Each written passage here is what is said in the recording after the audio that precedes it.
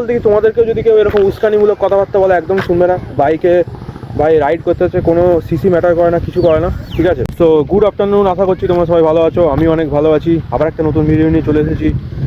আর এই যে আমি আমার বাইককে নিয়ে রাইড করতে পেরেছিলাম, লাইক আমার বেবিকে নিয়ে রাইড করতে পেরেছিলাম।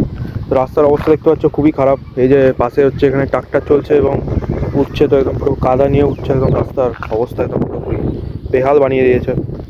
এখন হচ্ছে প্রত্যেকটা গ্রামের রাস্তারই খুব খারাপ অবস্থা। আর তো সেরকম আমি কোথাও লং রাইডে যাচ্ছি না, কারণ জানোই ভোটের রেজাল্ট বেরিয়েছে এবং চারিদিকে কী সমস্যা চলছে।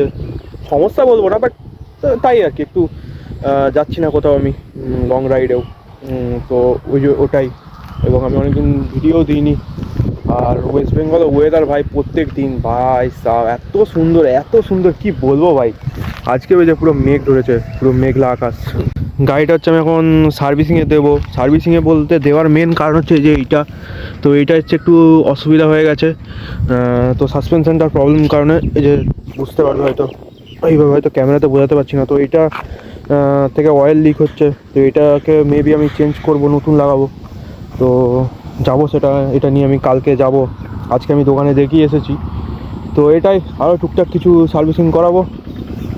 আর তোমরা কমেন্ট করতে পারো আমি কি গাড়িটার র্যাপ চেঞ্জ করাবো, তাহলে আমি গাড়িটার কী র্যাপ করাতে পারি সেটা তোমরা কমেন্ট বক্সে বলে দাও যে আমি গাড়িটা কী র্যাপ করাতে পারি, তাহলে আমি র্যাপটাও চেঞ্জ করাবো গাড়িটার, ঠিক আছে? না এটাই থাকবে। তো গাইজ, যেটা ভিডিওটার টপিক আমি সেটা নিয়ে এখন তোমাদের সাথে কথা বলতে চাই। তো আমি রাইডিং গ্রুপসে কেন রাইড করি না, আমি কেন বেশিরভাগ সোলো রাইড করি। তো ভাই আমি সত্যি কথা বলতে কি আমার পছন্দ না এটা, যে হচ্ছে আমি টেনে চালাতে পারবো না গাড়ি। লাইক আমি চালাতেই পারি, আমি 60-তে 70-তে আমি চালাতেই পারি, বাট কেউ একজন লিড করবে, তাকে এগিয়ে যাওয়া যাবে না, গাড়ি টানা যাবে না, ঠিক আছে? তো হচ্ছে আমার এরকম ধরনের রুল পছন্দ না। আরও অনেক উটপাটাং রুল রয়েছে রাইডিং গ্রুপে। এবং আমি সত্যি কথা বলতে কি আমি রাইডিং গ্রুপে রাইড করতাম back in my school days.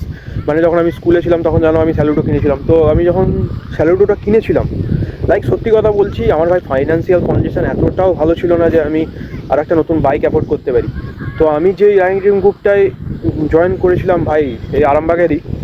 তো আরামবাগ এবং জয়পুরের কয়েকজন, আমি নাম নিতে চাই না তাদের, ভাই এতটা খারাপ মানুষ আমি জীবনে দেখিনি, আজ পর্যন্ত দেখিনি। কারণ তাদের কাছে বাইকের নাকি সিসি ম্যাটার করতো, ঠিক আছে? তাদের কাছে GT 650 ছিল, তাদের কাছে ডমিনার 400 ছিল।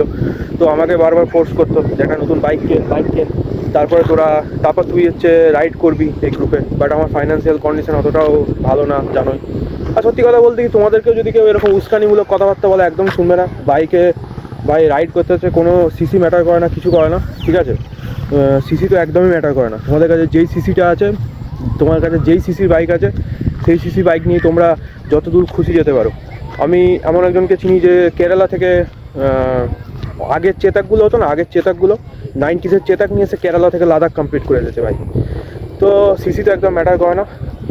দেখা যাক মেবি ইন ফিউচার যদি আমার বন্ধু বান্ধবদের সঙ্গে আমি যদি রাইড করি বাট কোনো রাইডিং গ্রুপে আমি চোদনাবতে নেই ভাই, কোনো রাইডিং গ্রুপে আমি জয়েন করবো না।